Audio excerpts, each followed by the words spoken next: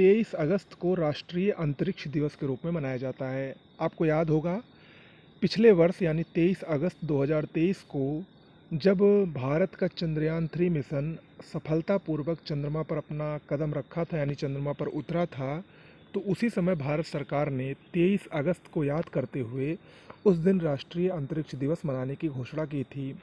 तो आज का ये राष्ट्रीय अंतरिक्ष दिवस जो मनाया गया 23 अगस्त को, वो पहला अंतर्राष्ट्रीय अंतरिक्ष दिवस है।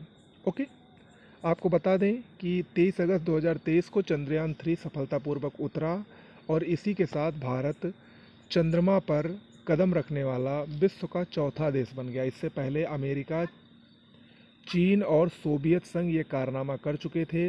वहीं भारत दक्षिणी ध्रुव पर उतरने वाला पहला देश बन गया था।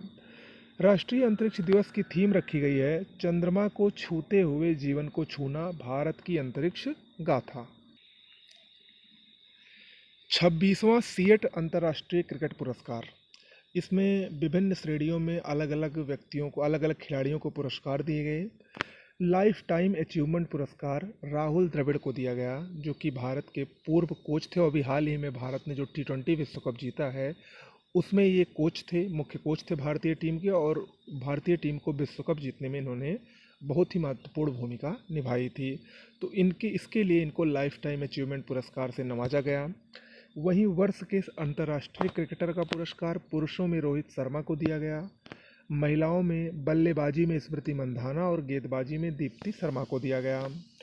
सर्वश्रेष्ठ वनडे बल्लेबाज का पुरस्कार विराट कोहली को दिया गया। सर्वश्रेष्ठ वनडे गेंदबाज का पुरस्कार मोहम्मद शमी को दिया गया। सर्वश्रेष्ठ टेस्ट बल्लेबाज का पुरस्कार यशस्वी जायसवाल को दिया गया। सर्वश्रेष्ठ टेस्ट गेंदबाज का पुरस्कार रविचंद्रन अश्विन को दिया गया। वहीं T20 की बात करें तो सर्वश्रेष्ठ T20 बल्लेबाज इंग्लैंड के फिल सॉल्ट बने।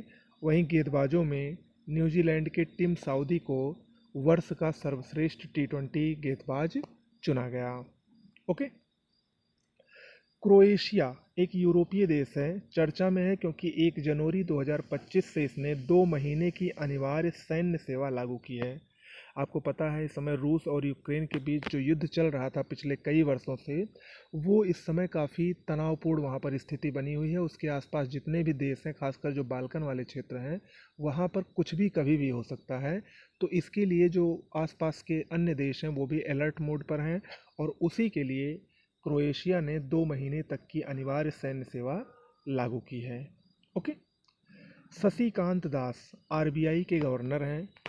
ग्लोबल फाइनेंस पत्रिका, जो कि अमेरिका की एक प्रतिष्ठित पत्रिका है, उसके द्वारा लगातार दूसरे वर्ष विश्व के शीर्ष केंद्रीय बैंकर बने हैं।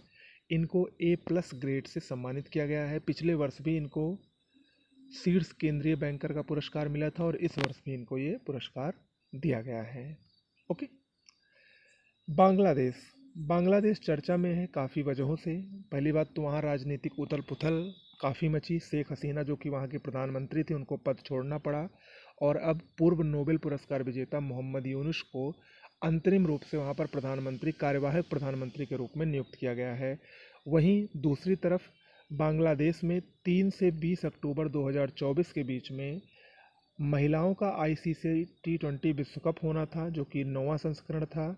उसकी मेज़बानी बांग्लादेश को दी थी, लेकिन इस राजनीतिक उथल पुथल के कारण वहाँ के तनावपूर्ण स्थिति को देखते हुए बांग्लादेश से ये मेज़बानी छीनकर अब UAE को सौंप दी गई है। यानी अब जो T20 महिला विश्व कप होगा वो संयुक्त अरब अमीरात में होगा।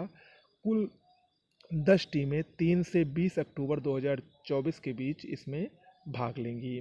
आपको बता दें अब तक 8 बार ICC T20 महिला विश्व कप हो चुका है, जिसमें 6 बार ऑस्ट्रेलिया ने ICC T20 महिला विश्व कप जीता है, और भारत अभी तक एक भी बार खिताब नहीं जीत सका है। ओके, तो आज के करंट अफेयर्स में इतना ही। बहुत बहुत धन्यवाद।